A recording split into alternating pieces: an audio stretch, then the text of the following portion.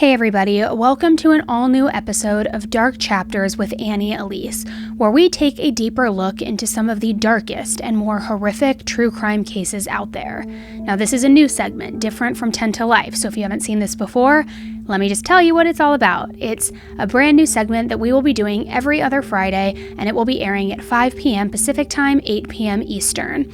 It still has the same end goal in mind of raising awareness and being a voice for so many of these victims and hearing their stories, because as we always say, it's important to hear these stories from people who have actually experienced them so that we can advocate for them, raise awareness, hopefully help educate on different red flags to look for, and just really raise awareness for the victims. So I hope you appreciate today's case coverage and this new series. I want to start by saying that we all, I'm pretty sure, are under the same understanding that divorce can be pretty tumultuous and traumatic for all parties involved. People start choosing sides and picking which parent that they would rather be with. Families start seeing each other less and less, and this was no different for Dylan Redwine and his family. Now, Dylan had a rocky relationship with his father from the start, but Dylan didn't want to not see his father for typical reasons. He had been keeping a secret much darker involving his father than anyone could have ever imagined. A secret that he would take to the grave, only to become known to the public because it turned out he wasn't the only one who knew. Alright guys, I'm Annie Elise, and let's dive right in.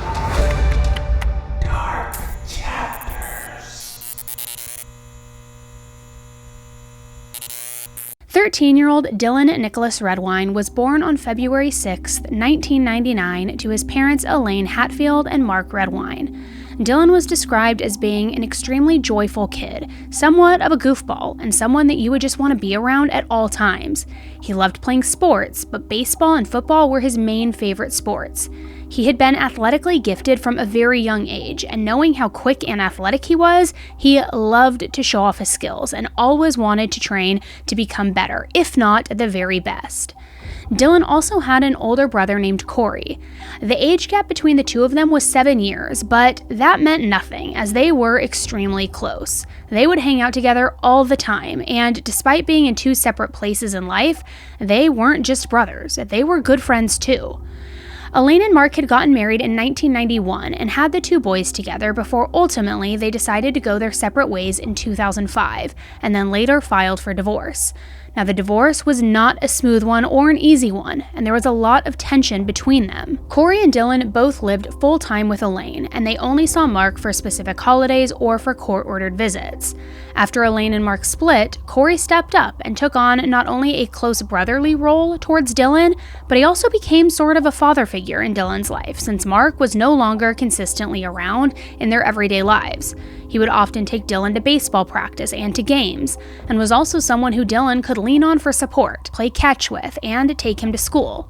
Corey also was very into sports, so it was something that the two of them truly bonded over and shared similar interests in. Now, Dylan and Corey both preferred living with Elaine and spending time at her house, but orders were orders, and sometimes the boys, more specifically Dylan, since he was still just a child, had to tough it out and tough out the visits with his dad Mark, which is exactly what they did in June of 2011, when they spent a Father's Day road trip with their father in the Midwest. Now, by this point, Dylan was 13 years old, and Corey was well above the age of 18. So technically, he had no responsibility to ever have court-ordered visits with their father, but often he did it so that Dylan wouldn't be alone. During this trip, the boys encountered one of the most disturbing things though. See, at one point on the trip, Mark had fallen asleep while Corey and Dylan were still awake. Dylan had gone into the bathroom and very quickly and quietly called Corey over to the bathroom because he wanted to avoid waking his dad up, who was sleeping soundly in the hotel bed. When Corey got into the bathroom, he saw that Dylan had a laptop belonging to his dad, and the photos that Dylan showed him would shock him for the rest of his life. Mark was seen wearing a wig and women's lingerie, eating what appeared to be human feces out of a diaper. Now, something snapped into Corey's mind to take picture evidence, so he quickly took out his phone, took pictures of everything on his dad's laptop, and then the boys put everything back where they found it before their dad could wake up and find out what they had been doing, and more importantly, what they had seen. Now, Dylan and Corey's relationship with their dad had not been strong before, but it especially declined after what they saw. Throughout the rest of 2011 into 2012, visits with their dad were rare, and it became increasingly more difficult to convince Dylan to go. He was understandably thrown off and had become scared of his father. He's unpredictable, he's doing these weird things I've never known. Who is this man? He's not my dad, right? Meanwhile, Elaine had moved on after their divorce and ended up remarrying to a man named Michael Hall. After getting remarried, she wanted to move from the Durango, Colorado area to the Colorado Springs region. She wanted to move there with Michael, and she wanted Dylan to continue living with her. During this time, Elaine and Mark were still in a very vicious custody battle over Dylan, but the judge finally ruled that Dylan would live with Elaine and attend the local schools in Colorado Springs, starting in September of 2012. The judge also ruled that if Dylan was going to be living with his mother, he had to visit his father for Thanksgiving, as per their split custody agreement. Dylan was distraught by this and didn't want to be forced to stay with his dad, especially over the holidays. So he told his mom that he didn't have any friends in Vallecito, Colorado, which was where his dad was living at the time, and he also said it was just boring there. His mom tried her best to get Dylan out of going, but unfortunately her lawyer told her that if Dylan didn't go, she would be violating a court order and could get into some serious trouble.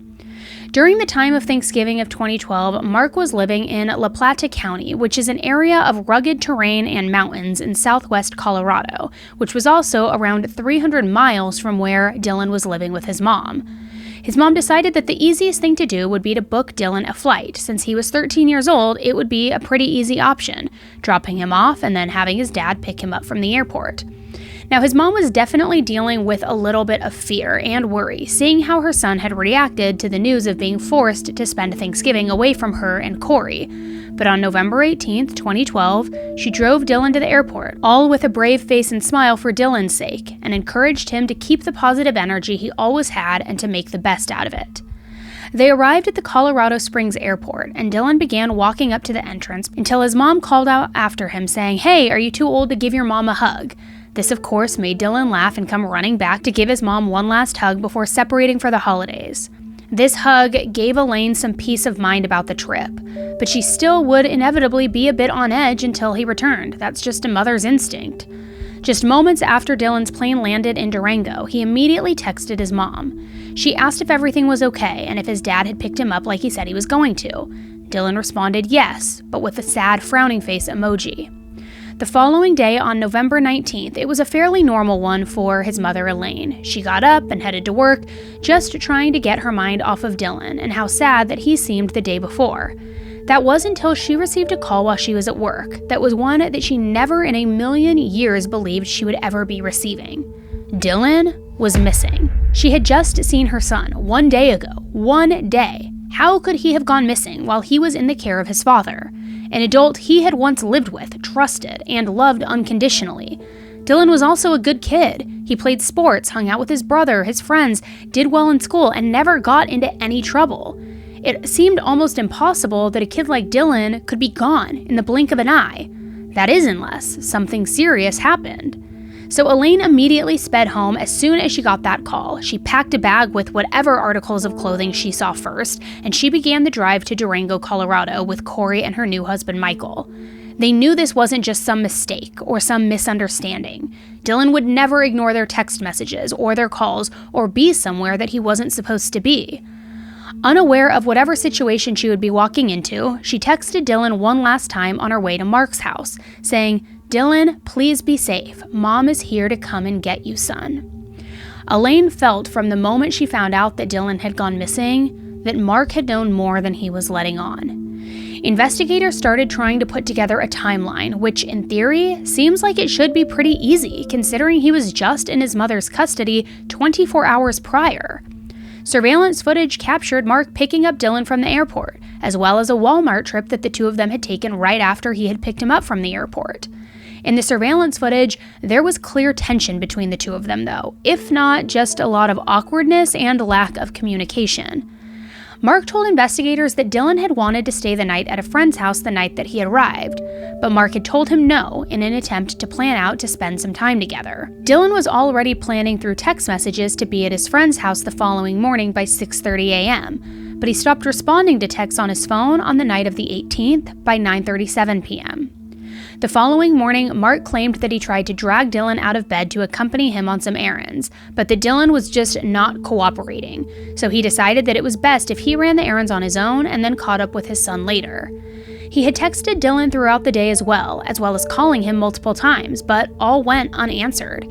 He figured maybe he was just mad at him or ignoring him like 13-year-old boys tend to do when they're frustrated and forced to be somewhere that they don't want to be. Throwing a fit, being a kid. He claimed that upon arriving at his home later that day, Dylan was nowhere to be seen or found, almost as if he had run away and was trying to get back with his mom and brother, despite the 5.5-hour drive between them and having no license or money to travel to them on his own. Now call it mother's intuition, call it a gut feeling, whatever you want, but Elaine did not buy this story for literally even 1 second. Obviously, Dylan would have reached out to her if he were traveling home. And 2 hours after Mark had informed her of Dylan being missing, text messages between the two showed Elaine saying to Mark, "He wouldn't just leave. He would have called me.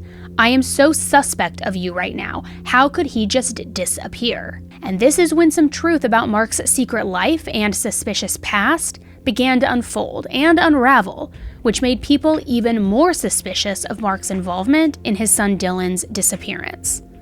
Corey told his mother everything, including the photos that he and Dylan had seen on their father's laptop.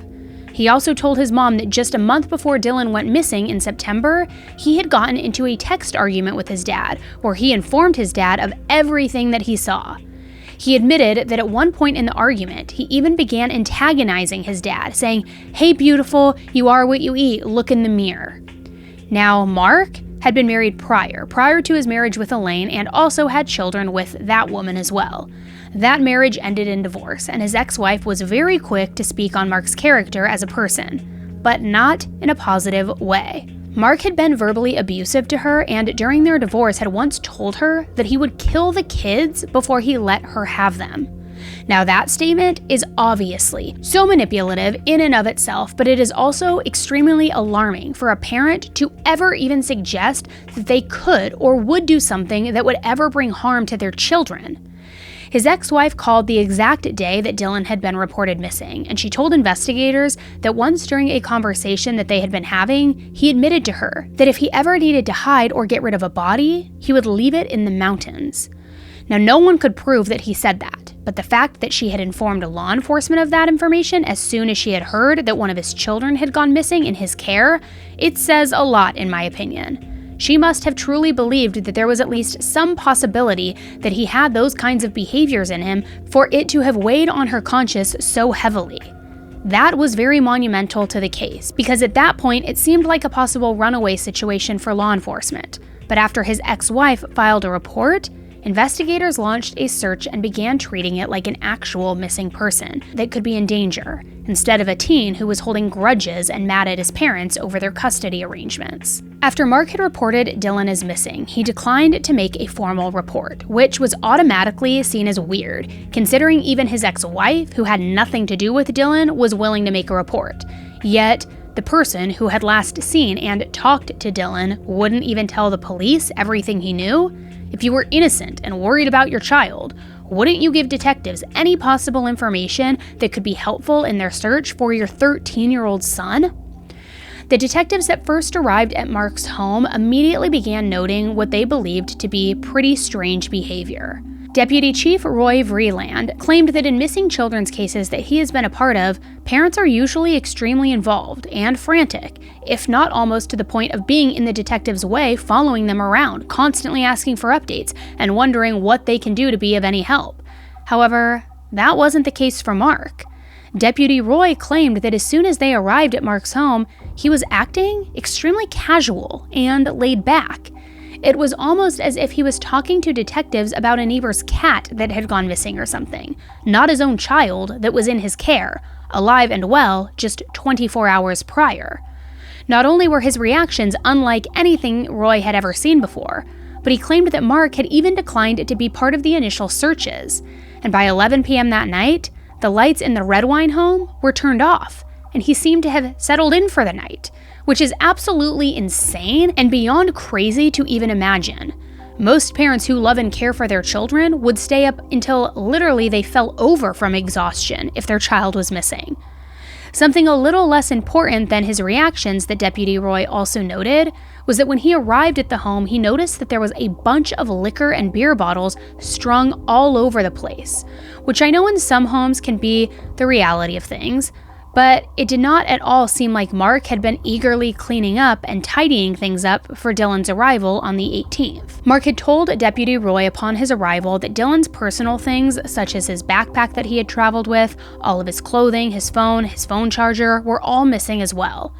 Roy claimed that when he asked Mark if there was anything in the home of Dylan's, he answered a little too quickly and also a little too confidently, as if he had already known that it would be a question they would be asking.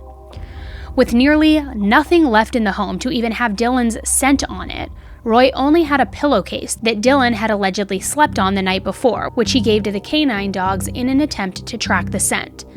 The dogs were only able to track the pillowcase scent about 100 yards up the road from Mark's house, which just left the investigators questioning if Dylan's scent had ever even been on that pillowcase at all, considering the dog was having such a hard time picking up really anything. The community, as well as family and friends of Dylan's, really came together to help with the searches for Dylan. After just 1 week of Dylan being missing, there had been extensive searches on ground, in the air, on horseback, ATVs, and search dogs, but with no luck of finding Dylan. Detectives told the media that they were exploring a number of possibilities, such as a runaway situation, an abduction, and even possibly foul play. Elaine, her husband Mike, and Corey all told detectives that there would absolutely be no way that Dylan would have run away and not gotten into contact with any of them. If he were to have left Mark's house, he would have called one of them, and he would have gone home to be with them. That's who he wanted to be with. And Elaine was not quiet about her suspicions against Mark. She told ABC News that she believed that Mark was upset about her primary custody of Dylan. She also said, and I quote, "I don't think Mark treats him very well. I would not put it past Mark to do something to remove Dylan from the situation. You know, like if I can't have him, nobody will." Now, that statement to ABC News sounds an awful lot like what Mark told his first wife and what she had told investigators that he had said before. Whether that was something Elaine had believed due to her own experiences with Mark or from Mark's first wife, I'm not sure. I know from doing these cases, a lot of parents want to hold out hope that their kids are alive and well, and understandably so, but it seemed like Elaine almost knew and realized that something absolutely horrific had happened to her youngest son, possibly at the hands of her ex-husband. Even if, let's just pretend for a moment, that Dylan had run away without contacting his family, it was late November in Colorado, which means it was near constant freezing temperatures, if not already snowing.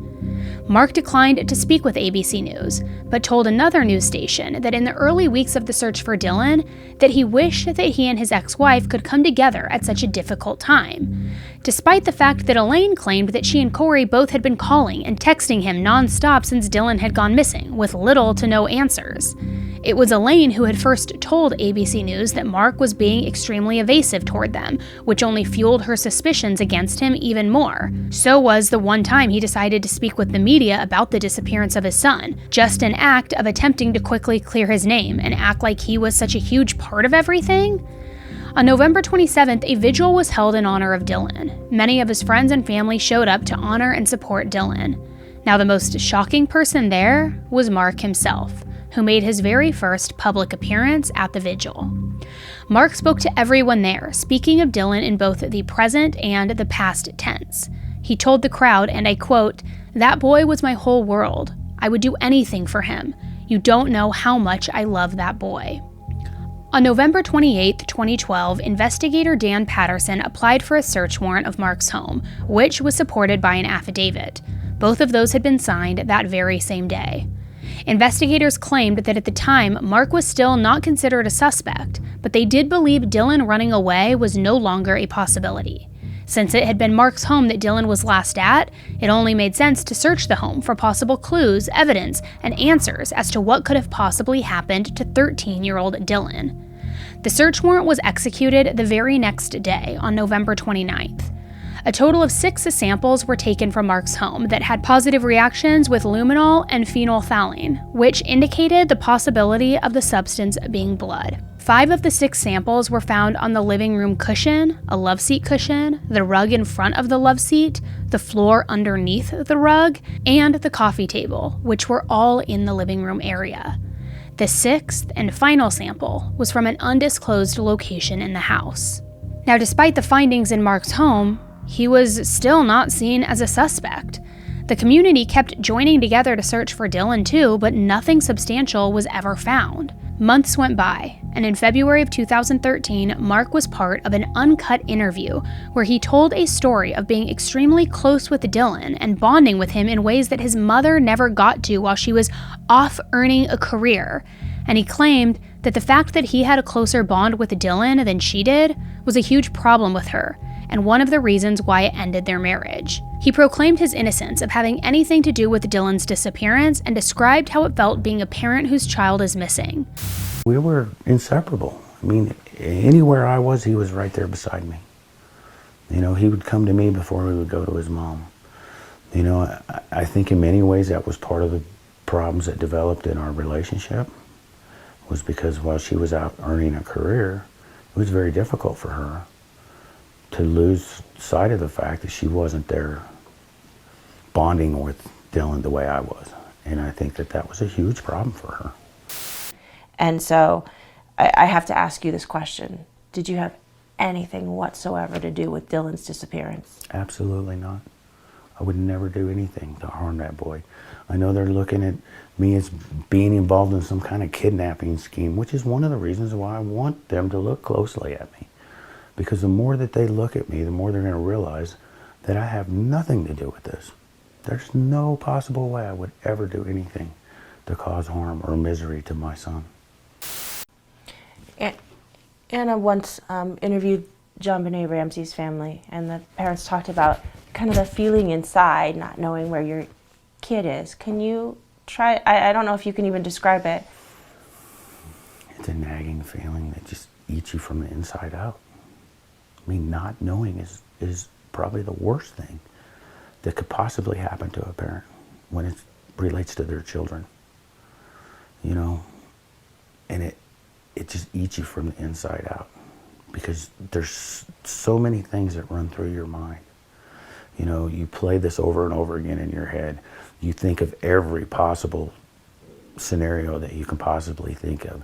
You know, when I go into town, everybody I see, I look at them as like, where's my son? Like, everybody I look at, first question I want to have to them is, where's my son? And I know that's a rational way to think, but that's how I feel. And, you know, that's something that I struggle with every day when I'm praying to him, when I'm talking to him. You know, these are things that I say to him. We need to have you home, and you need to find a way to get to a phone, or find a way to reach out to somebody, or, you know, pray to your abductors that they're going to let you go, and everything's going to be okay, and we're going to have our son back. The entire 39-minute-long video is still up on YouTube, but to me, it personally gave off a lot of Chris Watts-type vibes. Because I think starting off an interview about your missing child by basically pointing the finger at your ex-wife and speaking for her and her feelings during your marriage, after you've said before that you two need to stay together during these tough times, is a bit hypocritical and nonsensical. So apparently that uncut YouTube video wasn't enough publicity for Mark to clear his name, because that same month, on February 26th and 27th, Mark appeared on a 2-part episode of the Dr. Phil show. Elaine was also present on the show, clearly fighting for her son and speaking up about her concerns regarding Mark. Dylan's brother Corey also made an appearance in support of his mother and to speak on his relationship with Mark, as well as Dylan's. It seemed that with each new interview that Mark did, he became more confident in the fact that he believed fingers had unjustly been pointed at him and that he had nothing to do with Dylan's disappearance. He again told the story of his very close relationship that the two of them had. He also claimed that as soon as Dylan had gone missing, Elaine had her divorce lawyer call him, and he claimed that he found that to be odd, despite Elaine telling Dr. Phil none of that was true and no lawyers were ever involved. Now, in my opinion, you can tell the very distinct differences between Elaine being on the show to spread awareness and do anything she can to find her son, versus Mark, who, in my opinion, was basically trying to clear his name. Dr. Phil at one point even brought up the fact that it is so insane that the two of them can't have a normal conversation and work together, and Elaine completely agreed with him. He told Mark to his face on the show, and I quote, "I'm curious whether you're interested in arguing with her or if you're interested in finding your son." And I think that question right there is what many people were wondering also. Elaine told Dr. Phil that anytime she would try to call Mark, he would decline the call, and that the two of them could only converse over text, which even then was very rare. She even said that Mark had blocked her phone number at one point, which, yes, you heard that right. He blocked the mother of his child, his missing child. I don't care what kind of bad relationship the two of them have, it is really insane to me that you wouldn't ignore everything from the past and just come together to find your son. Especially when Mark told the media he himself thought they should come together as a team. Unless, of course, that was all complete bull, and he wasn't as concerned about finding Dylan as he claimed to be.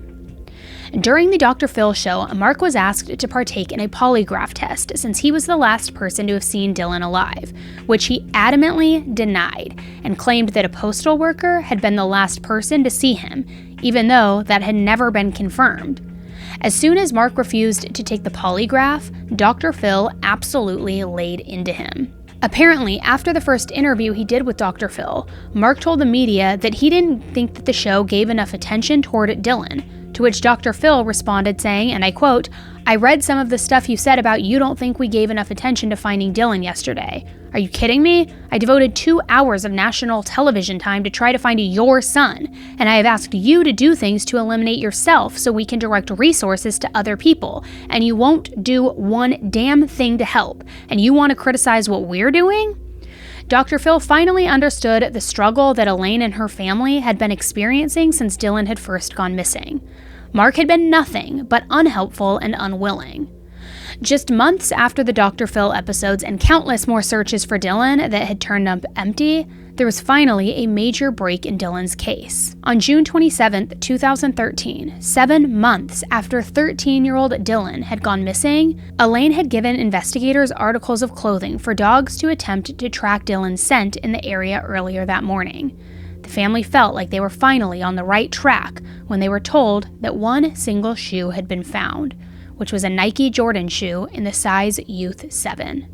It was the exact shoe from a pair that Elaine had bought for him. A Fila sock was also found, which was confirmed to be like the exact socks that Dylan would wear frequently. Later that day, partial remains were found on Middle Mountain Road, roughly 100 yards off an ATV trail, and even more shockingly, only 8 miles away from Mark's home. After comparing the remains to DNA from Dylan's baby teeth provided by Elaine, it was officially confirmed that the remains were Dylan's. Dylan's family was absolutely crushed and heartbroken that these findings confirmed what they already had known deep down. Dylan was truly gone. Not only was this area, though, extremely close to Mark's house, but he had also been very familiar with Middle Mountain Road since there were dedicated ATV trails, and he would often take his ATV for a ride there. Although Mark was familiar with the area, it was not at all a place that Dylan would have found on his own. Now, if you didn't know where to go or what to look for, the area itself was pretty difficult to get to, and not only were a few of Dylan's bones found, but some of his belongings were also found, including a shred of underwear, earphones, and scraps of clothing. Each item was confirmed by Dylan's mom Elaine and his brother Corey to have belonged to Dylan. So obviously, it very much seemed to be a dump site of the body. But now the focus was on proving who was responsible for Dylan's death, and it was about to get a lot more twisted. If you remember from earlier, Mark had been married once before he was married to Elaine. He and his first ex-wife had a son together named Brandon. His relationship with Brandon had been a bit rocky after the divorce, similarly to his relationship with Corey and Dylan, only seeing each other on designated custody holidays and occasionally texting and calling one another. Their relationship definitely was not a close one, but as soon as Brandon heard about his half-brother going missing, he immediately packed up his wife and children and drove all the way from Arizona to be a part of the initial searches for Dylan. Traveling to the area to help in the search for Dylan had been the most he had talked to Mark, his father, in a very long time. Seeing his father's reactions firsthand had made him a bit suspicious of Mark as well. When he first arrived, he claimed he sat down with Dylan's brother Corey, also with Mark and their uncle David, who was Mark's brother, all to form a plan for the searches. Brandon claimed that the group of men had to encourage and convince Mark to get more involved in those searches. He noted this to be particularly odd because he was a father himself, and he knew that if one of his kids was missing, he would have a much different reaction and wouldn't have to be convinced to get involved in the search efforts. Another time shortly after Dylan had disappeared, Mark, Brandon, and David all three went towards Middle Mountain Road to search for Dylan. But Brandon claimed that only 20 minutes into a search that had not at all been extensive, Mark told the group Dylan was not up there. Now, Brandon remembered this as being odd because they hadn't searched for very long or properly covered the areas at all, so he began to have such little hope in his father's innocence that he regularly would ask him, "Where is Dylan?" And at one point, Mark allegedly told him, "I know where Dylan is at. He's in my heart," which is just the most odd and insane thing to say in a moment like that when your child is missing.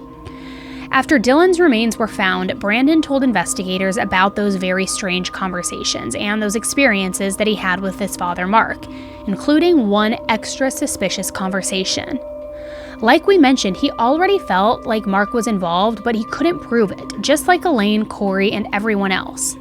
Now remember, these were partial remains. I'm talking about a very small amount of bones.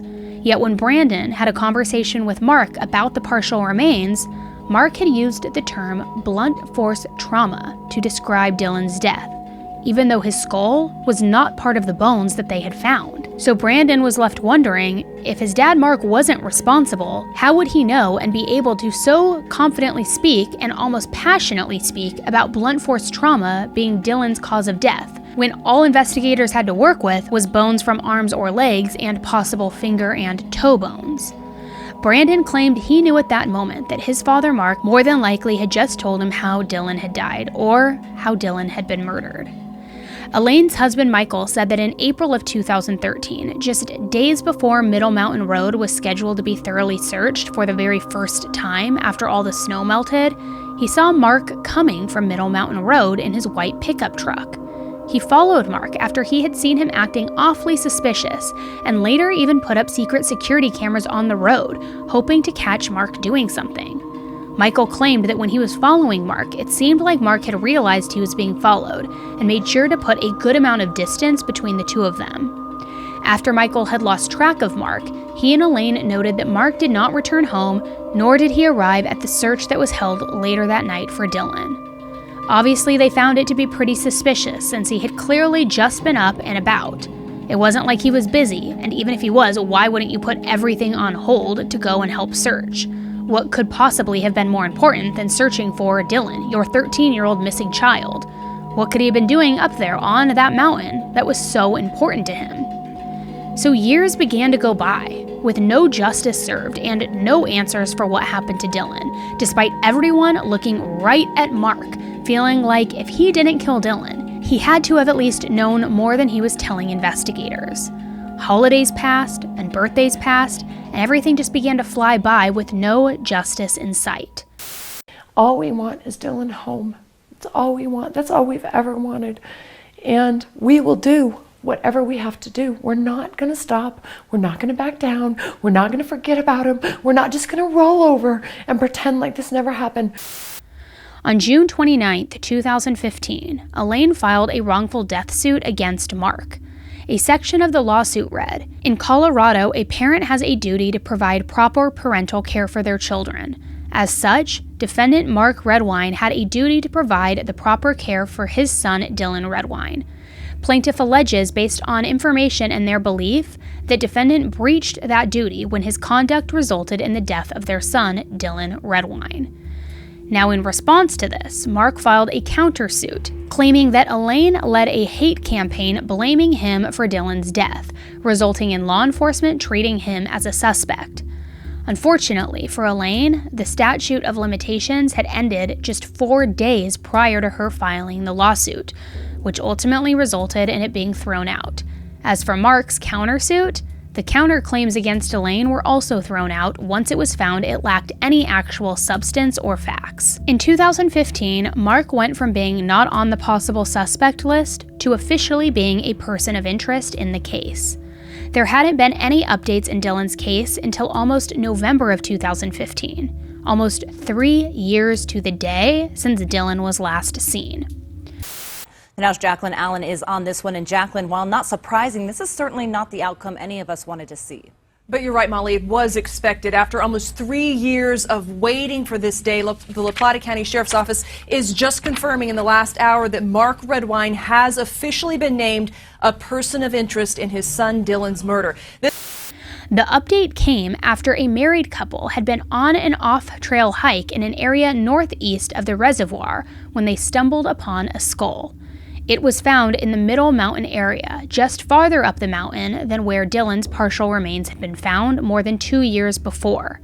Forensics immediately verified that the skull belonged to Dylan, and sadly, it was determined that there was no lower jaw or facial portion of the skull, and it was only the cranium cap, but that alone held all of the information that they needed, and that determined what truly happened to Dylan after years of unanswered questions.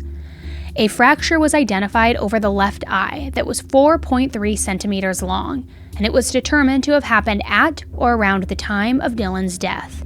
Investigators determined that trauma would have been either from something hitting the skull extremely hard or from the skull hitting a hard object. Sounds like blunt force trauma, doesn't it? Forensics were able to establish that the fracture was not an old one because there would have been evidence of healing prior to his death if it had been. Post-mortem fractures don't splinter as would be expected in the skull after death. There were also 2 linear markings found on the bone near the zygomatic arch that were determined to have been caused by something sharp, such as a knife. The markings were barely visible, clear under a microscope, so the exact type of sharp object or knife could not be determined. That meant that there had been clear blunt force trauma to the skull, which was something that Mark himself had mentioned years prior.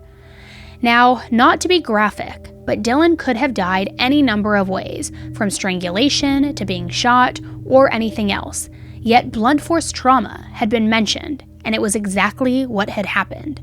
A huge red flag. A year and a half later, on July 22, 2017, Dylan's family finally received a sign that justice would possibly be coming. On that day, a grand jury issued an indictment for Mark's arrest after reviewing evidence presented by the 6th Judicial District Attorney's Office.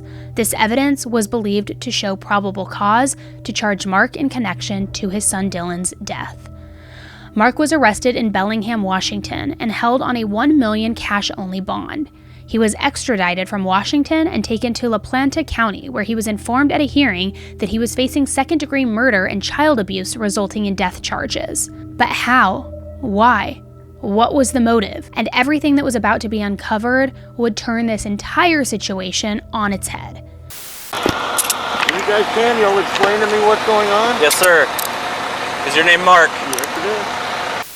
Before we get going here, I do got to let you know I am equipped with the body-worn camera. It records both audio and video. Okay. Have you been read your Miranda rights yet? No, I have not. Okay, let me make sure I get those read to you so that I'm trying to answer all the questions you have. But because you're in handcuffs and because you're in the back of a police car, I do want you to know what your rights are too. I haven't done anything for me to have my rights. Okay. You have the right to remain silent. Anything you say can be used against you in a court of law. You have the right at this time to talk to a lawyer and have him present with you while you're being questioned. If you cannot afford to hire a lawyer, one will be appointed to represent you before any question if you wish. And you can decide at any time to exercise these rights and not answer any questions or make any statements. You understand each of those rights that I just read to you? Okay. Yeah, having those rights in mind, the reason why you're in handcuffs right now is because we received a call from an agency in Colorado. You know, is it Washington County or is it? La Plata County, maybe. Okay, and what had happened is they had got information that you were potentially up here, and they said that they had a warrant for murder second for you. I have no clue what that's regarding. I'm sorry? I have no idea what that's about. Okay. It is in the system, and that's why obviously we try to approach it as safely as we could, because we don't want you to get hurt and we don't want us to get hurt. We all want to go home to our families and stuff like that. I understand. So I appreciate, from the sergeant perspective, I appreciate your cooperation, and then I was the one giving you the verbal warnings over the PA as we got going here. So it's a little difficult to get out of the truck like in that situation. I hope yeah, you understood well, me. it's like, and I'm looking at you going, holy crap, this guy's got a semi pointed right at me, and I don't know you from Adam, and all they're telling me is that they got a murder warrant for you. I have no problem with you. Okay, so no, I have no problem with what you did. I appreciate how cooperative you were with us. So Yeah, I have no reason not to. okay, so here's where we're at right now. Colorado has confirmed that that warrant is good. Okay, which means that we don't have a choice, that you're going to have to go down to the Whatcom County Jail and get booked in until that gets sorted out. Well, and my question to the other officer was, sure, when was this issued? I do not know the answer to that. He said something to me about bond jumping or something like that. I have no clue what this is about. Okay. I don't know when it was issued. I know it's an active warrant, and that's how the call came into us, is that they're saying that this warrant's in the system and that they had information that you were potentially in this area working on in your trucking job. So now, my phone is in the truck. Okay. And obviously, I'd like to be able to make a phone call. Yeah, here's if that's possible. and here's the thing. I want to accommodate that if I can. I got one of my officers right now making calls to Colorado, and because of the nature and the investigation, I don't know if Colorado wants us to hold the truck for anything. I don't know if it's related to the case. I don't know anything about anything. So what I have my officer doing is calling and basically saying, hey, we contacted Mark. He's fine. He's safe. He was in this big truck. Do you guys need this big truck as part of your investigation for any reason? If they say no, that the truck is good to be released, then I'm happy to, with your permission, go in there and grab that phone so you have that available to you. Obviously, being a truck driver, I don't go home every night. There's Obviously. things in the truck that I'd like to keep in my possession or with me if Yeah. possible. I'm not just going to leave it here either. So if they say that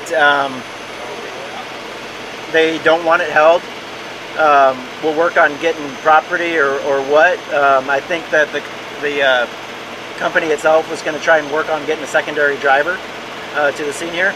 Yeah, If the agency says yes, that we have reason that we want to search that truck or whatever, then it's going to have to go for a search warrant, and that's again, that's beyond my control based on the nature of I can't the Colorado control. It's out of my investigation. control. I have So, no control over that. okay, does that help answer that question at all? Well, I mean, my concern right now is the ability to communicate with people and let them know what's going on. Like an attorney or anything like that? My attorney for one, and my girlfriend for another. Okay. Seeing Dylan's family's reaction to Mark's arrest was absolutely heartbreaking. This had been something that they had been fighting for, and that they knew since the moment that Dylan first went missing. They knew that Mark was more than likely responsible, but actually knowing that investigators believed he was connected made everything feel so much more real. I cannot imagine the pain and guilt that Dylan's mother felt, even though she never should have had to worry about Dylan's safety with his own father. What kind of feelings does this bring up for you today? Oh, just sadness. Just, how could you do this to him? It's very overwhelming. The whole process has been very overwhelming. But again, I can't change what happened. I can only, move forward and be Dylan's voice and continue to, to fight for justice for my sweet son. So I put this squarely on his shoulders. He's the one that caused this, and he's the one who really should be held responsible for this. I don't consider this anybody else's fault, regardless of how long it's taken them to make a case. I appreciate the fact that they've done what they've done, And yes, it's taken a while, but I'd rather them have all the information that they need so that we can get a conviction. Because without, their tenacity and their willingness to continue researching and doing what they had to do on the legal end, we wouldn't be here, because the person who killed Dylan is not going to speak and tell the truth. So we had to put the truth together. And that's a difficult task. So like I said, what was Mark's motive to kill his own 13-year-old child, who he claimed he loved and cared for so much and fought tooth and nail to make sure he received his court-ordered Thanksgiving visit?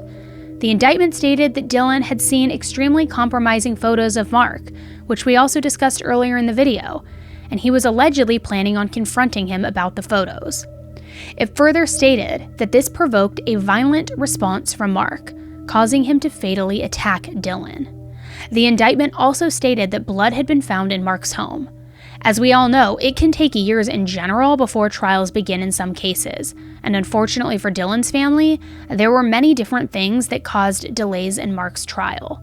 The trial was originally scheduled for November of 2018, but it was postponed due to a number of pretrial motions that needed to be worked out. Then the trial was set for September 2019, but was postponed again due to Mark's attorney getting arrested on assault and domestic violence charges. Birds of a feather sure do seem to flock together, it seems. Mark's trial was rescheduled again for April of 2020, but of course, we all know that the pandemic obviously put a huge pause on all things court-related. So finally, jury selection began in November of 2020. But shortly after, it was declared a mistrial when defense attorneys argued in court that multiple members of the team were experiencing COVID-19 symptoms.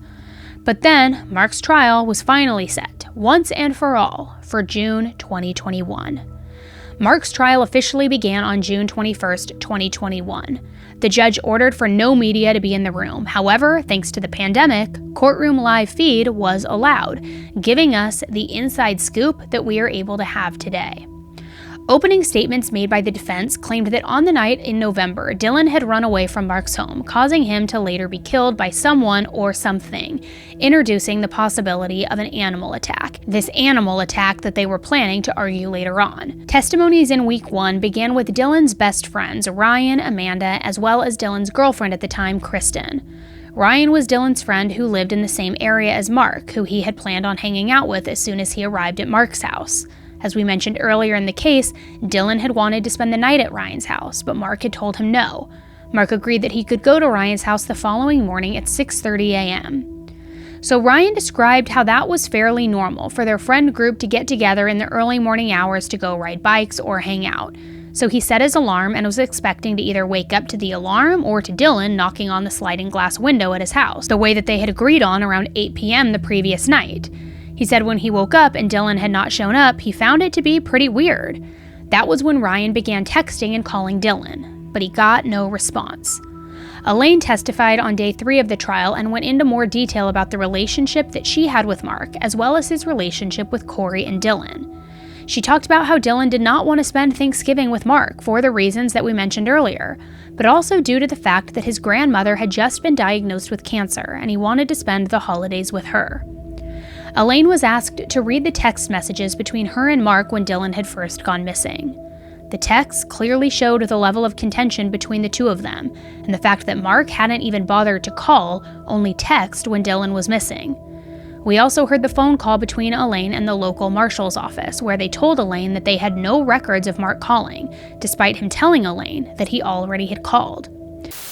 Hi, my name is Elaine Redwine, and my son Dylan Redwine was visiting his dad up in Durango. I live in Colorado Springs. And his dad texted me a little while ago and said he could not find Dylan. Okay, he's 13 years old. Okay, do you know the address of the dad?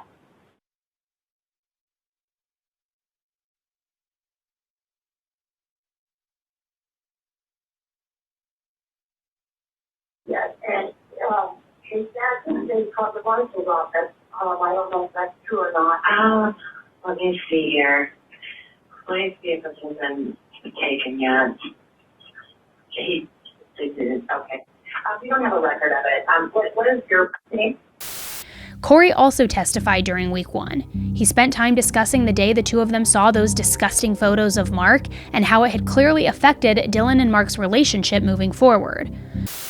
I walked into the room. I had a conversation with my current wife, just checking up on her since I was on the road.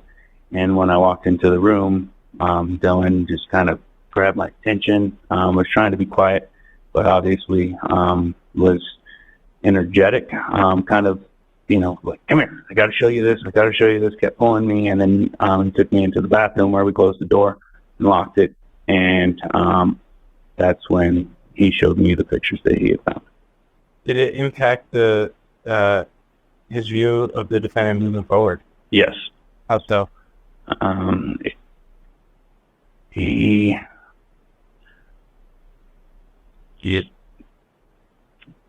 Dylan lost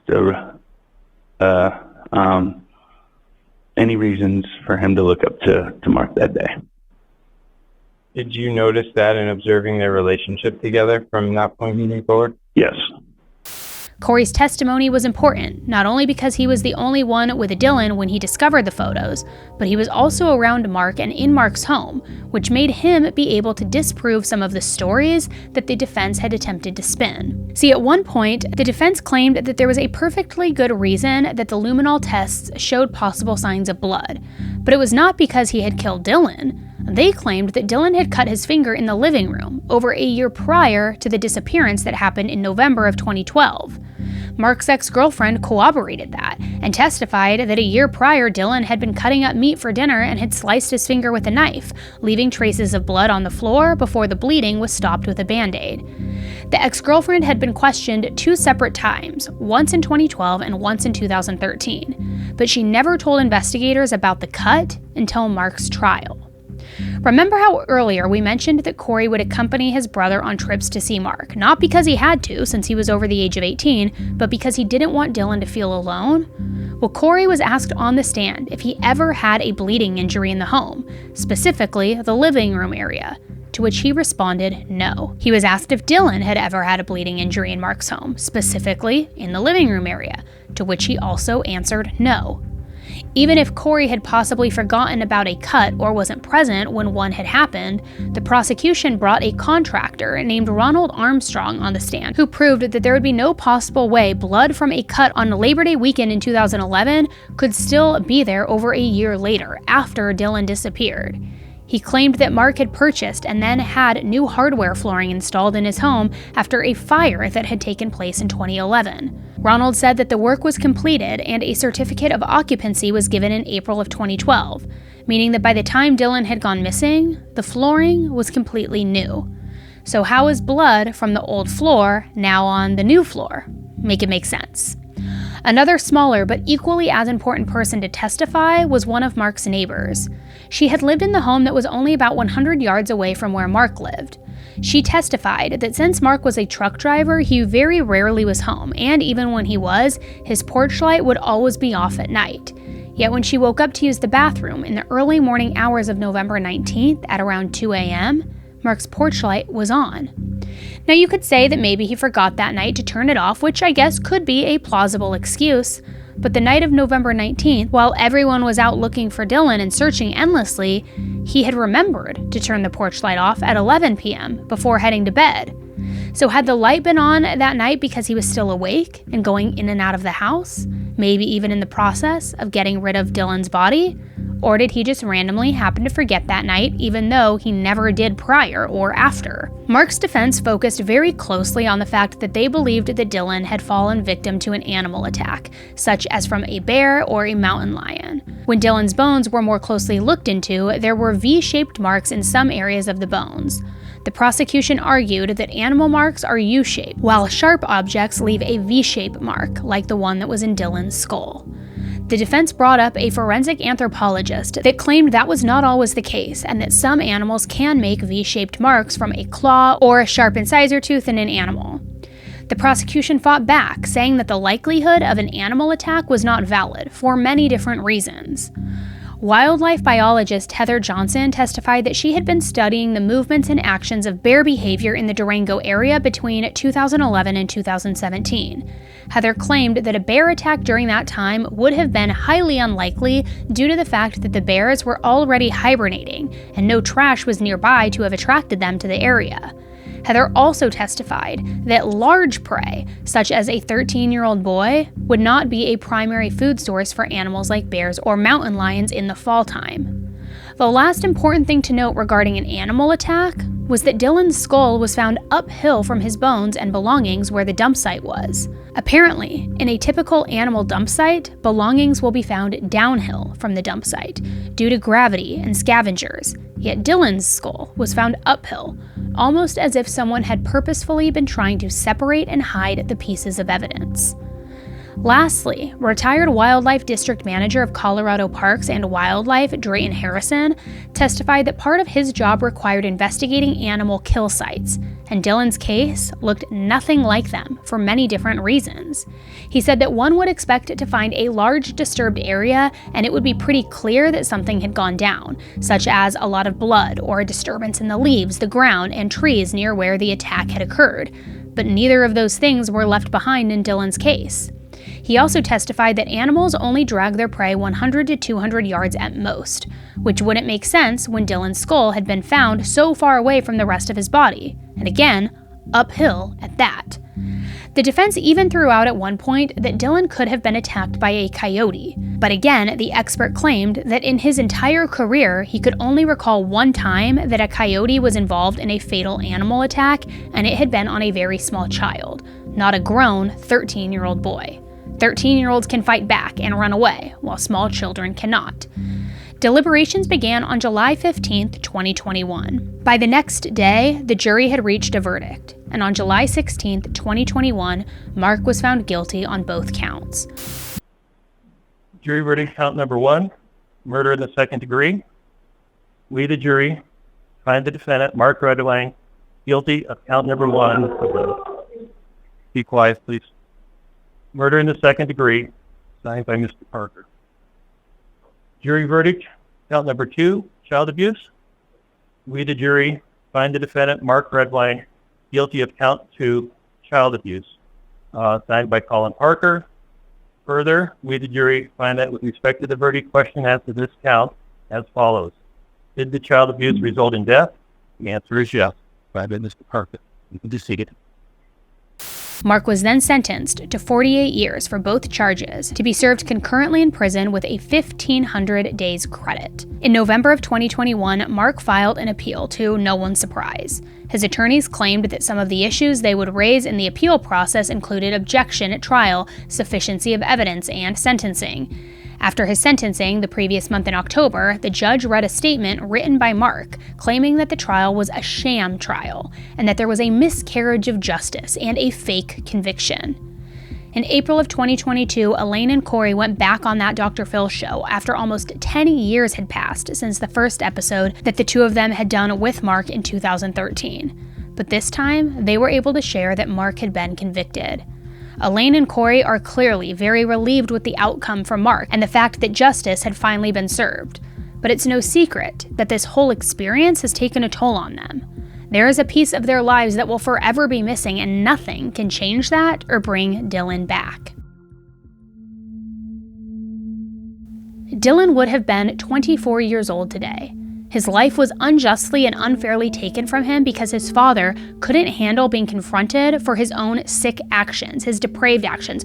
Why you eating poo out of a diaper, bro? Like, it's so bizarre, weird. And because of all of this, Elaine never got to see her youngest son graduate high school and go to college. Dylan will never be able to fall in love and start a family like Corey has, and Corey has lost his best friend and little brother. Thankfully, justice has been served as much as it can be, and I hope his family has been able to take a deep breath and try to move forward with their lives in ways that Dylan would have wanted them to. Thank you guys for tuning in to another episode of Dark Chapters with Annie Elise. I will see you in a couple of weeks with another dark and harrowing story. If you want to make sure that you don't miss any of these episodes or other episodes, please make sure to hit that subscribe button really quick so that you will stay notified of all future episodes. Thanks again for tuning in with me today, guys, and until the next one, stay safe. Bye.